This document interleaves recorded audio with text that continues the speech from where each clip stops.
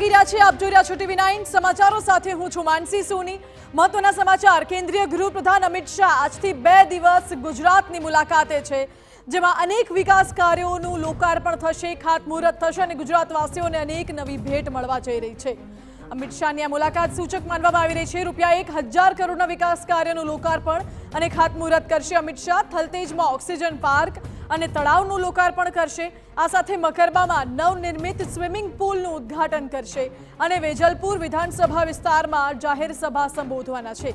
આ તરફ એએમસીના door to door garbage collection વાનને પણ લીલી ઝંડી આપશે અને CAA અંતર્ગત નાગરિકતા પ્રમાણપત્ર વિતરણ સમારોહમાં હાજરી આપશે।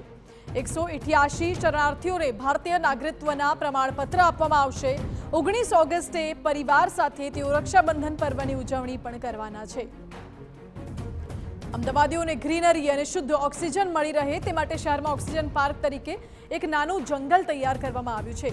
મિયાવાકી પદ્ધતિથી વિવિધ પ્રકારના ફૂલ છોડ અને મોટા વૃક્ષો પ્લાન્ટ કરીને 9 કરોડના ખર્ચે આ ઓક્સિજન પાર્ક તૈયાર કરવામાં આવ્યો છે। અમદાવાદમાં બનાવવામાં આવેલા ઓક્સિજન પાર્કમાંથી આ પાર્ક સૌથી મોટો છે।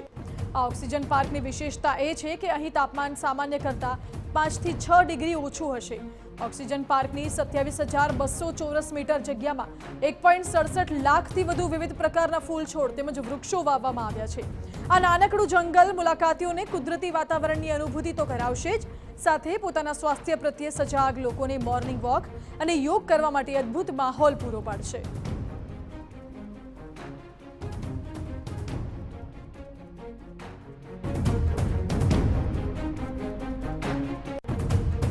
લોકસભામાં વધુ એક ઓક્સિજન પાર્ક કે જે અહીંના સાંસદનું સ્વપ્ન છે તેનું લોકાર્પણ કરવામાં આવ્યું છે અને ખાસ કરીને ખાતમુહૂર્ત બાદ આજે જ્યારે લોકાર્પણ કરવામાં આવ્યું છે ત્યારે ખુદ કેન્દ્રીય ગૃહ અને સહકારિતા મંત્રી સાથે અહીંના જે સાંસદ છે અમિત શાહ તેઓ આ ઓક્સિજન પાર્ક છે તેનું લોકાર્પણમાં પહોંચ્યા છે અને ન માત્ર લોકાર્પણ પરંતુ જે સમગ્ર ઓક્સિજન પાર્ક છે તેનું નિરીક્ષણ પણ તેમના દ્વારા હાલ કરવામાં આવી રહ્યું છે। આપ સીધા જે દ્રશ્યો જોઈ રહ્યા છો અમદાવાદના જે સિંધુ ભવન સ્થિત જે ઓક્સિજન પાર્ક છે તે બનાવવામાં આવ્યું છે।